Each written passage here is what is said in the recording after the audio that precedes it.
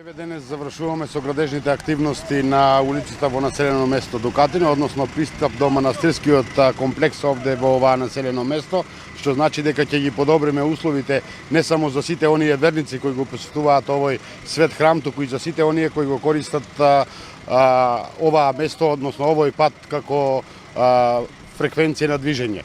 Со тоа ќе ги подобриме условите и за населување на самото подрачје овде во населеното место Дукатино, бидејќи знаеме низинските подрачја веќе континуирано страдаат и од поплавите, ќе овозможиме услови и на нови градежни парцели, односно услови за градба на ова населено место.